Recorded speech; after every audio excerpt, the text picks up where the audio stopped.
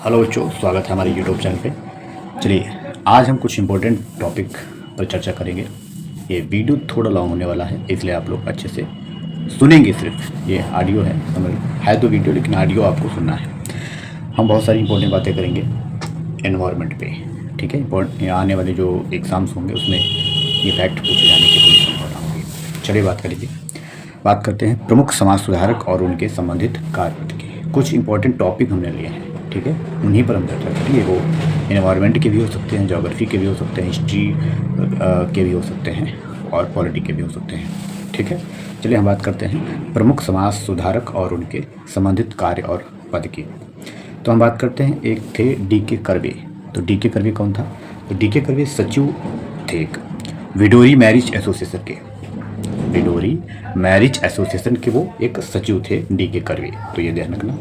Next है J.E.D. बेथुन।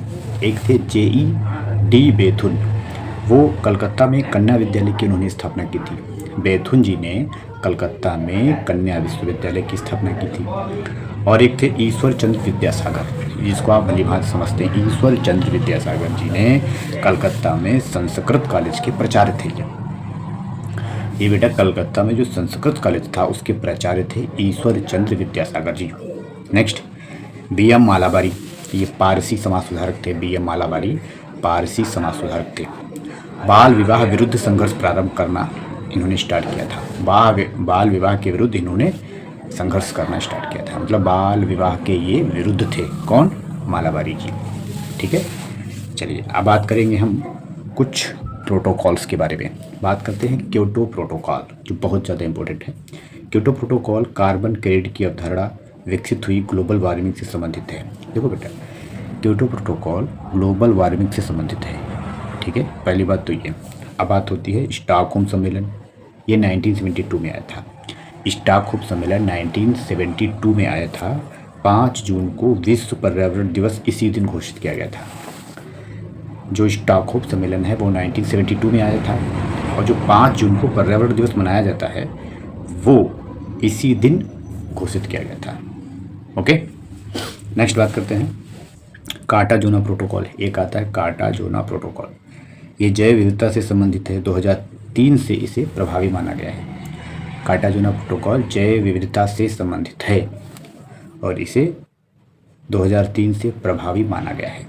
अब बात करते हैं नगोया प्रोटोकॉल, 2010 में आया था। नगोया प्रोटोकॉल 2010 में आया था, ये ध्यान रखना। ये जैव विविधता से संबंधित आइची लक्ष्यों की घोषणा की गई थी। नगोया प्रोटोकॉल 2010 में आता है और ये जैव विविधता से संबंधित है, ये ध्यान रखना। इसमें लक्ष्य 20 घोषित किए गए थे, कि लक्ष्यों की संख्या 20 इन्होंने घोषित की थी।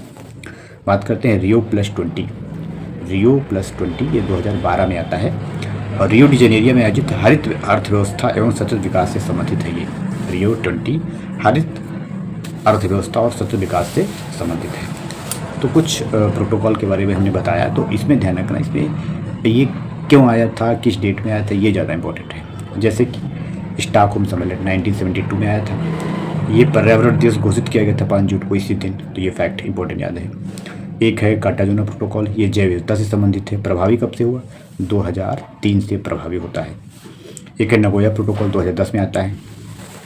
ये जैव विविधता से संबंधित है। इसमें लक्ष्यों की संख्या 20 घोषित की गई। ऐसे डायरेक्ट आते हैं फैक्ट, ठीक है, ध्यान रखना जीके में। Rio+20 कब आया था? 2012 में आया था, याद रखना। अब बात करते हैं कुछ पर्यावरण अधिनियमों के बारे में। हम बात करते हैं जो आने वाले एग्ज़ाम में डायरेक्ट आपको पूछे जा सकते हैं। आप लोगों से निवेदन है कि एक डायरी कलम लेकर बैठिए, ताकि जो इम्पोर्टेंट चीज़ें हों वो हम बताते रहेंगे, वो आप नोट करते रहना, ठीक है। चलो, प्रमुख पर्यावरण अधिनियम की बात करते हैं। वन संरक्षण अधिनियम कब आया था? वनों को बचाने के लिए 1980 में आया था वन संरक्षण अधिनियम। ओके, नेक्स्ट क्वेश्चन, वन्य जीव संरक्षण अधिनियम कब आया था? वन्य जीव संरक्षण अधिनियम 1972 में आया था। वन्य जीव संरक्षण अधिनियम 1972 में आया था। वन संरक्षण अधिनियम 1980 में आता है और वन्य जीव संरक्षण अधिनियम 1972 में आता है। नेक्स्ट, जल प्रदूषण निवारण एवं नियंत्रण अधिनियम। जल प्रदूषण निवारण एवं नियंत्रण अधिनियम 1974 में आता है।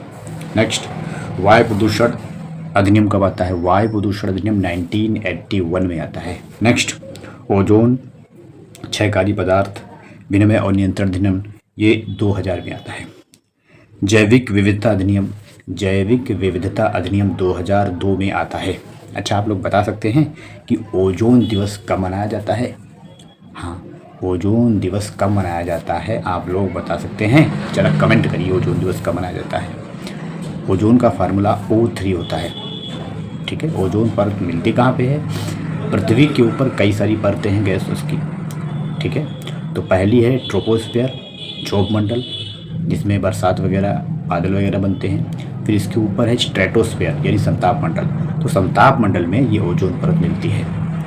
ठीक है, ओजोन परत मिलती है। ये इसका प्रमुख कारण ये है, इम्पोर्टेंट इसलिए है क्योंकि सूर्य से आने वाली जो यूवी रेज होती हैं उनको ये पृथ्वी पर आने से रोकती हैं। अगर वो रेज आ जाएंगी पृथ्वी के ऊपर तो स्किन का खतरा हो सकता है, स्किन कैंसर वगैरह हो सकते हैं। ठीक है, इसलिए हमारे लिए ओजोन परत बहुत ज़्यादा इम्पोर्टेंट है।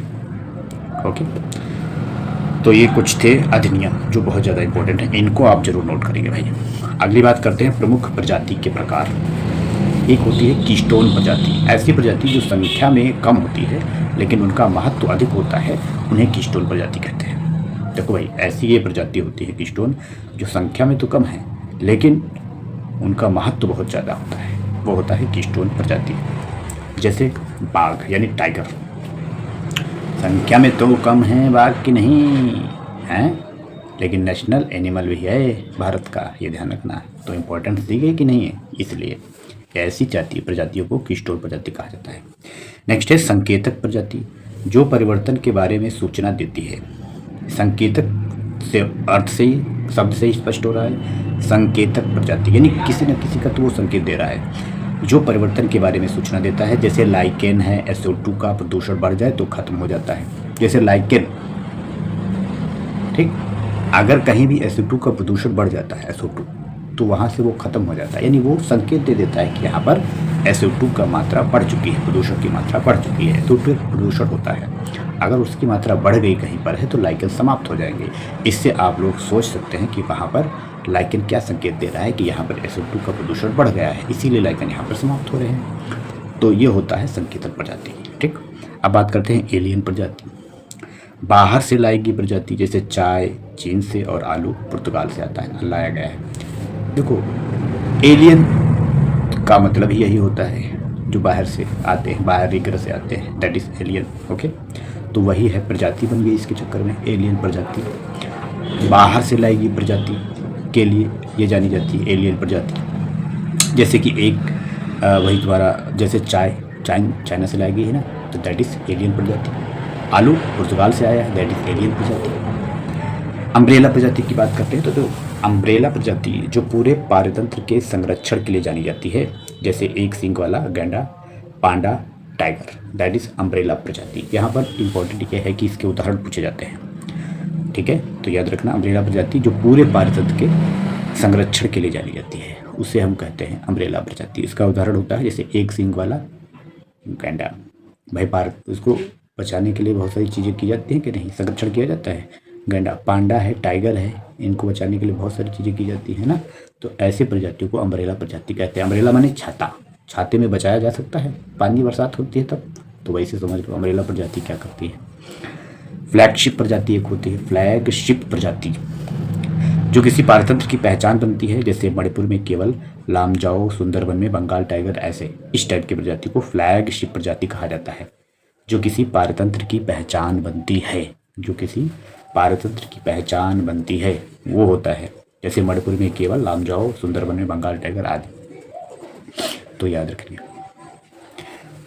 अब चीज़ है नेक्स्ट, इसमें टॉपिक लिखा है भारत के 4 प्रमुख हॉटस्पॉट कौन कौन से हैं। देखो मेरे पीछे बोर्ड बना हुआ है, वो लगा हुआ बोर्ड भी है, बगल में भारत का नक्शा है, हालांकि क्लियर नहीं दिख रहा होगा। तो कह रहा है भारत के 4 प्रमुख हॉटस्पॉट कौन कौन से हैं।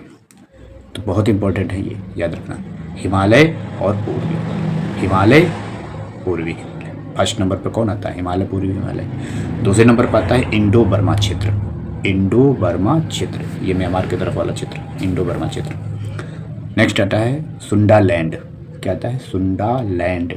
और लास्ट आता है पश्चिमी घाट। तो ये 4 क्षेत्र हैं भारत के जहाँ ये हॉट स्पॉट घोषित किए गए हैं, हॉट स्पॉट घोषित किए गए हैं। एक है हिमालय, पूर्वी हिमालय, एक है सुंडा इंडो बर्मा क्षेत्र, एक है सुंडालैंड और एक है पश्चिमी घाट। ओके, नेक्स्ट बात करेंगे विकास के आधार पर प्रदूषण के प्रकार। चलो भाई, एक होता है प्राथमिक प्रदूषण, एक होता है द्वितीयक प्रदूषण। तो क्या आप लोग बता सकते हैं कि प्राथमिक प्रदूषण होता क्या है? देखो, वे पदार्थ जो सीधे स्रोत से निर्मित होते हैं, उनका विकास रासायनिक प्रक्रिया से नहीं होता है, उन्हें प्राथमिक प्रदूषण कहा जाता है। ठीक है, वे मतलब प्रदूषण जो सीधे स्रोत से ही प्राप्त होते हैं। जैसे आपको हम बताते हैं कार्बन मोनोऑक्साइड, CO2, NO2 और NO। कार्बन मोनोऑक्साइड का फार्मूला CO होता है, NO2 का फार्मूला NO2 होता है, CO2 का फार्मूला CO2 कार्बन डाइऑक्साइड को कहते हैं, और NO2 एक होता है और एक होता है NO। ये सारे एग्जाम्पल ही पूछे जाते हैं, इसलिए हमने बार बार बोला इनको। पहला प्राथमिक प्रदूषक होता है CO, कार्बन मोनोऑक्साइड जिसको कहते हैं। दूसरा होता है कार्बन डाइऑक्साइड CO2, तीसरा होता है NO2 और चौथा होता है NO। तो ये प्राथमिक प्रदूषक की श्रेणी में आते हैं। अच्छा, बता सकते हो कि जो धुआं निकलता है इसमें कौन सा प्रदूषण होता है? कार्बन मोनोऑक्साइड होता है या कार्बन डाइऑक्साइड होता है? आप लोग बता सकते हैं? चलिए, इंतज़ार करेंगे आपका जवाब का। दूसरा है द्वितीयक प्रदूषण। तो देखो बच्चों, यहाँ पर प्राथमिक प्रदूषण और द्वितीयक प्रदूषण का सिर्फ एग्जाम्पल पूछा जाता है। ठीक है, तो इसलिए ध्यान रखें, एग्जाम्पल पर नज़र रखना। द्वितीयक प्रदूषण की बात करें, ऐसे प्रदूषण जो प्राथमिक प्रदूषण में हुई अभिक्रिया से निर्मित होते हैं। ऐसे प्रदूषण जो प्राथमिक प्रदूषण की रिएक्शन से बनते हैं प्रदूषण, दैट इज द्वितीयक प्रदूषण। जैसे पैन, PAN, पैन एक पैन प्रदूषण होता है, इसका नाम होता है पेरोक्सी एसिटिल नाइट्रेट। पैन का full form peroxy acetyl nitrate. दूसरा होता है SO3, अगला O3 ओजोन का फार्मूला होता है। Next HNO3, next H2SO4, next H2O2, next SO4।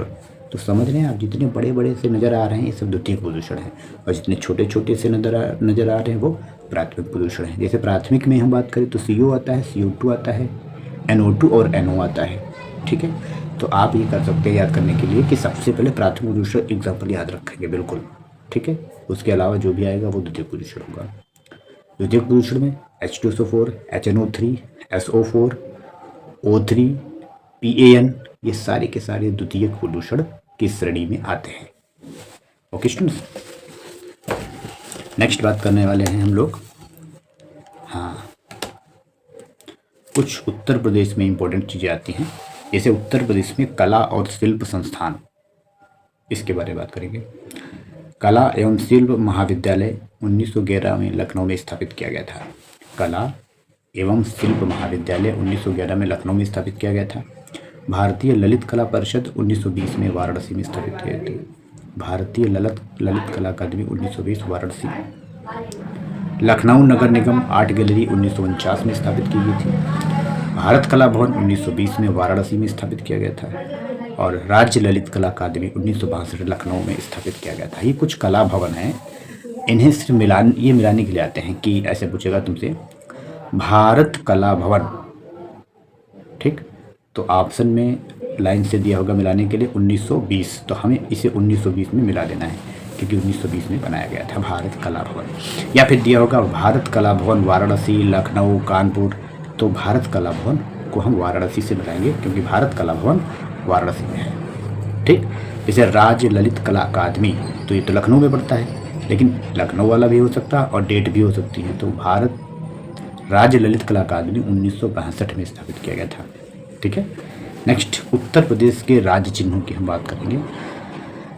देखो भाई, ये जो हम पढ़ा रहे हैं ये इम्पोर्टेंट चीज़ें हैं जो हमने नोट की हैं, वही हम आपको सुना रहे हैं। तो सिर्फ कान में लगा कर के आप सुन सकते हैं। ठीक है, वीडियो ना देखें, आप कान में लगा कर आराम से सुने बैठ के, तब भी आपको 2-3 बार सुनेंगे याद हो जाएगा। लेकिन हाँ, ये सारी इंपॉर्टेंट हैं, इसको लिखने में काफ़ी टाइम लगा हुआ है, बस इतना ध्यान रखिए। ये पूरा PCS के लेवल का है। ठीक है, ये सारे प्रीवियस ईयर PCS हुआ, SSC हुआ, रेलवे हुआ, इन सभी को देख करके कुछ इंपॉर्टेंट चीज़ें यहाँ पर नोट की गई हैं। ठीक है, वही हम आपको सुना रहे हैं और हम कोशिश करेंगे आप लोग इसको याद कर लें अच्छे से लिख करके। अब हम बात कर रहे थे उत्तर प्रदेश के राज्य चिन्ह। देखो उत्तर प्रदेश के राज्य चिन्ह की बात करें तो राज्य प्रतीक क्या है? गंगा यमुना संगम, मछली की एक जोड़ी और धनुष और तीर। देखो भाई राज्य के जो प्रतीक हैं वो पूछा जाता है। नंबर 1 गंगा यमुना संगम, ये भी राज्य का प्रतीक है। मछली की एक जोड़ी, ये भी राज्य का प्रतीक है। और धनुष तीर, ये भी राज्य का प्रतीक है। तो ध्यान रखना ये प्रतीक हैं गंगा उत्तर प्रदेश के। राज वृक्ष की बात करें तो राज वृक्ष तो अशोक है। क्या आप लोगों ने अशोक देखा है? मेरे वहाँ है, अशोक के बहुत सारे पेड़ लगे हुए हैं। नेक्स्ट है राज वृक्ष। राज वृक्ष अशोक तो हो गया। अब बात करते हैं राज पशु। राज पशु तो बारहसिंगा है उत्तर प्रदेश का, जाहिर सी बात है। राज पशु बारहसिंगा है यूपी यानी उत्तर प्रदेश का। राज पक्षी सारस क्रेन। राज पक्षी क्या है? सारस क्रेन। राज खेल हॉकी है अपने यहाँ का, राज खेल हॉकी है अपने यहाँ का। और राजपुष्प पलाश या टेसू है, जंगल की आग के नाम से भी जाना जाता है। तो ये राज्य प्रतीक थे, उत्तर प्रदेश के राज्य चिन्ह थे। अब उत्तर प्रदेश में कुछ महत्वपूर्ण चीज़ें उनके बारे में बात करेंगे। ललित जिला, ललितपुर जिला की बात करते हैं अगर हम, आप लोगों ने देखा होगा उत्तर प्रदेश में ललितपुर जिला सबसे नीचे पड़ता है, लटकता हुआ मध्य प्रदेश के अंदर काफ़ी तक गया है, फिर झांसी से होते हुए निकला है। साइड में बहुत सारे जिले हैं। ललितपुर जिला मध्य प्रदेश में लगता है नीचे तक। इसके तीनों तरफ से ललितपुर जिले के मध्य प्रदेश ने घेर रखा है। ठीक है, तो इसकी बाउंड्री ललितपुर जिले की मध्य प्रदेश से लगती है, उत्तर प्रदेश। 3 ओर से मध्य प्रदेश से घिरा है, याद रखना यही इंपॉर्टेंट है। सोनभद्र जिला, ये सोनभद्र जिला 4 राज्यों से लगा हुआ है, ये बहुत इंपॉर्टेंट है। एक राज्य इधर खुद मध्य प्रदेश है, दूसरा छत्तीसगढ़ है, फिर उधर झारखंड है, फिर उधर बिहार है। अरे भाई बिहार का चुनाव भी इस समय डेट है 14 नवंबर है, चिल्ड्रंस डे है ना, आज भी बिहार के चुनाव चल रहे हैं, मतलब रिजल्ट निकल रहे हैं। तो एनडीए की सरकार बनती हुई नज़र आ रही है उसमें, क्योंकि नीतीश कुमार जी काफ़ी फूले नहीं समा रहे हैं, क्योंकि उनकी सरकार फिर से बनने वाली है ना, इस टाइप में अभी चल रहा है सिस्टम। चलो भाई अब बात करते हैं सहारनपुर जिला की। देखो सहारनपुर जिला उत्तर प्रदेश में सबसे ऊपर पड़ता है, उत्तर में पड़ता है। तो एक ही जिला सहारनपुर जो है वो ऊपर किससे लगता है बता सकते हो? बाउंड्री उत्तराखंड से या हिमाचल से, आप लोग बताओ। तो सहारनपुर जिला से हरियाणा, उत्तराखंड, हिमाचल प्रदेश से सीमा लगती है। भाई सहारनपुर जिला जो है उत्तर प्रदेश का, हरियाणा, उत्तराखंड और हिमाचल प्रदेश से सीमा लगती है। आप लोग बताइए कि ये जो उत्तराखंड है, क्या नाम, सहारनपुर है, ये किस लिए फेमस है, किस चीज़ के लिए फेमस है? ठीक है, चलो नेक्स्ट। क्षेत्रफल में सबसे बड़ा जिला उत्तर प्रदेश का क्या है? लखीमपुर खीरी है। लखीमपुर खीरी क्षेत्रफल में सबसे बड़ा जिला है उत्तर प्रदेश का।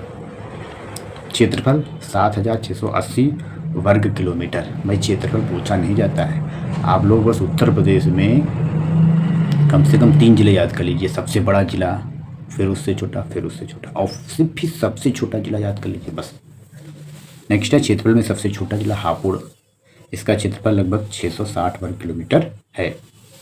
अब हम बात करते हैं उत्तर प्रदेश के पूर्वी, पश्चिमी, दक्षिणी, ये सारे ज़िले कौन कौन से हैं। सबसे पूर्वी जिला बलिया पड़ता है, उत्तर प्रदेश का सबसे पूर्वी जिला बलिया पड़ता है। और सबसे पश्चिमी जिला शामली पड़ता है उत्तर प्रदेश का। उत्तर प्रदेश का सबसे पश्चिमी जिला शामली पड़ता है, पूर्वी जिला बलिया पड़ता है। उत्तरी जिला सहारनपुर जो हमने अभी बात कर रहे थे उसकी। और सबसे दक्षिणी जिला सोनभद्र पड़ता है, सबसे दक्षिणी जिला सोनभद्र पड़ता है। अब बात करते हैं उत्तर प्रदेश के शीर्ष 5 सबसे अधिक आबादी वाले जिले।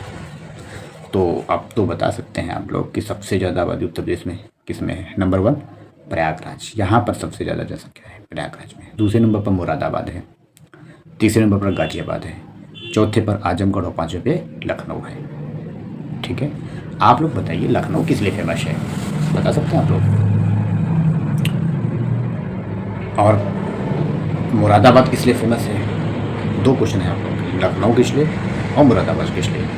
आप लोगों का आंसर अगर क्लियर हो तो तुरंत कमेंट करके हमें बताइए। नेक्स्ट है संविधान सभा की समितियाँ, कुछ इंपॉर्टेंट हैं, जैसे संघ व राज्यों के लिए जवाहरलाल नेहरू जी की समिति है। नेक्स्ट है प्रांतीय समिति, सरदार पटेल जी से संबंधित है। और प्रारूपिक समिति डॉक्टर भीमराव अम्बेडकर जी से संबंधित है। मौलिक अधिकार समिति सरदार पटेल जी से संबंधित है। मौलिक अधिकार उप समिति JB कृपलानी जी से संबंधित है। अल्पसंख्यक उप समिति HC मुखर्जी से संबंधित है। और संचालन समिति डॉक्टर राजेंद्र प्रसाद जी से संबंधित है। तो ये कुछ समितियां हैं, ये मिलाने को एग्ज़ाम में आ सकती हैं। इसलिए इस आप देख रहे होगा इस टाइम के थोड़ा GK के क्वेश्चन ठीक ठाक आते हैं। ये नहीं आता है कि ताजमहल कहाँ है तो आंसर आगरा टिक लगा होगा। आते हैं, एक आध क्वेश्चन तो सब में आते हैं भाई, लेकिन सिलेक्शन लेना है तो आपको थोड़ा डीपली घुसना पड़ेगा, है ना। ये नहीं कहते हैं बहुत सारी चीज़ें पढ़ो, लेकिन इंपॉर्टेंट चीज़ें छोड़ो भी ना, ये भी तो क्लियर है। जैसे ये समितियाँ तुम्हारी रट्टी होनी चाहिए किसकी कौन है, क्योंकि मिलान आएगा 100% आएगा, ये ध्यान रखना। प्रारूपिक समिति के बारे में, उनके सदस्य के बारे में बात करेंगे। तो प्रारूपिक समिति का गठन 29 अगस्त 1947 में किया गया था। प्रारूपिक समिति का गठन 29 अगस्त 1947 को किया गया था, ठीक है। इसमें 7 सदस्य होते हैं। कौन कौन है? डॉक्टर भीमराव अंबेडकर, ये इन सदस्यों के अध्यक्ष थे। Gopal Swami Ayyangar, Alladi Krishna Swami Iyer, doctor KM Munshi, next हैं सैयद मोहम्मद सादुल्ला, नेक्स्ट हैं N माधव राव, और लास्ट हैं TT कृष्णाचारी। देखो ये क्वेश्चन सीधे पूछेगा, या तो ये पूछेगा प्रारूपिक समिति के अध्यक्ष कौन है, तो डॉक्टर भीमराव अम्बेडकर, या फिर ये पूछेगा कि अल्लादी कृष्णा स्वामी निम्न में से किस समिति के अध्यक्ष हैं, ठीक। या तो ये पूछेगा निम्न में से कौन से प्रारूपिक समिति के सदस्य हैं। 4 में से 2 के नाम या 3 के नाम दे देगा, एक डिफरेंट दे देगा। तो यानी हमें सभी सदस्यों को याद करना चाहिए, ठीक है। नेक्स्ट है प्रस्तावना में क्रमवार उल्लेखित मुख्य शब्द कौन कौन है। प्रस्तावना जो है हमारी, उसमें क्रम से क्या क्या चीज़ें हैं। संप्रभुता, समाजवादी, धर्मनिरपेक्ष, लोकतांत्रिक, गणराज्य। संप्रभुता, समाजवादी, धर्मनिरपेक्ष, लोकतांत्रिक, गणराज्य, ये प्रस्तावना में क्रमवार लिखित मुख्य शब्द दिए गए हैं। अब बात करते हैं प्रस्तावना में 42वें संविधान संशोधन अधिनियम 1976 के द्वारा 3 शब्द जोड़े गए थे। प्रस्तावना में 42वां संविधान संशोधन 1976 के द्वारा 3 शब्द जोड़े गए थे, वो कौन कौन से थे? नंबर 1 समाजवादी, नंबर 2 पंथ निरपेक्ष, और नंबर 3 अखंडता। समाजवादी, पंथ निरपेक्ष और अखंडता, ये 3 शब्द 42वें संविधान संशोधन के तहत जोड़े गए।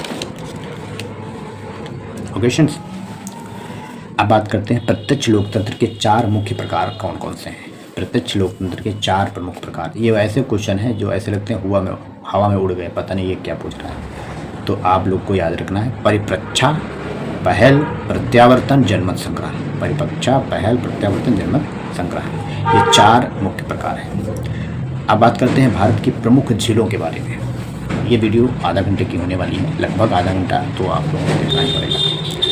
अगर आप लोगों को ये ऐसा पसंद आ रहा हो, देखो हम लिख कर नहीं बता रहे हैं, ठीक है, हम सिर्फ बोल रहे हैं। आप लोग ऑडियो सुन सकते हैं या देख भी सकते हैं या नोट भी कर सकते हैं, ठीक है। वैसे हमारे हिसाब से पढ़ने वाले स्टूडेंट्स हो तो आलस्य को त्याग दीजिए, मस्ती से पेन उठाइए, अच्छी अच्छी चीज़ें। ये वो क्वेश्चन लिए गए हैं जो काफ़ी समय से पूछे जा रहे हैं, PYQ क्वेश्चन हैं, ठीक है। और आने वाले एग्ज़ाम के लिए जो UP के एग्ज़ाम है और भी जो SSC रेलवे है उसमें 100% क्वेश्चन फंसने वाले हैं। अभी पेपर हो जाएंगे तब मैं दिखाऊंगा, बताऊंगा भी, ठीक है। वुलर झील, ये जम्मू कश्मीर में पड़ती है। भारत की झीलों की हम बात करेंगे। वुलर झील जम्मू कश्मीर में, गोखुर झील का ये एक उदाहरण है। नेक्स्ट लोकटक झील, ये मणिपुर में पड़ती है। इस पर तैरता हुआ केबुल लामजो राष्ट्रीय पार्क है। नेक्स्ट है चिल्का झील, उड़ीसा में पड़ती है। और खारे पानी की सबसे बड़ी लेगून झील चिल्का झील है जो उड़ीसा में पड़ती है। नेक्स्ट है कुलेरू झील, आंध्र प्रदेश में, कृष्णा गोदावरी डेल्टा के मध्य में पड़ती है। पुलिकट झील आंध्र प्रदेश तमिलनाडु की सीमा पर पड़ती है। पुलिकट झील आंध्र प्रदेश और तमिलनाडु की सीमा पर पड़ती है, ये ध्यान रखना। नेक्स्ट है लोनार झील, महाराष्ट्र के बुलढाणा जिले में पड़ती है। लोनार झील महाराष्ट्र के बुलढाणा जिले में पड़ती है। ज्वालामुखी द्वारा निर्मित ये झील है लोनार झील, ये ध्यान रखना, बहुत इंपॉर्टेंट है। नेक्स्ट है रेणुका झील, हिमाचल प्रदेश में पड़ती है। और रूपकुंड झील, ये उत्तराखंड में ताजे पानी की प्राकृतिक झील है। रूपकुंड झील उत्तराखंड में ताजे पानी की प्राकृतिक झील है। ओके स्टूडेंट्स, तो आज क्लास यहीं तक की जाए। आप लोग अच्छा रिस्पॉन्स देना, ठीक है। ये मेरी GK की पहली क्लास है, ठीक है। इस क्लास बनाने का पर्पस बस यही है कि हमने जो भी नोट्स बनाए हैं, इंपॉर्टेंट चीज़ें लिखी हैं, वो हम आप लोगों को शेयर कर सकें, ताकि आप लोगों को अगर अच्छा लगे तो उन्हें नोट करके रिवाइज करें। आप लोगों को ढूंढना नहीं पड़ेगा, क्योंकि ऐसे बुक्स हैं बहुत सारी, उनको ज़रा पढ़ना भी ठीक नहीं है। इंपॉर्टेंट चीज़ें ही पढ़ना ज़रूरी होता है, ठीक है।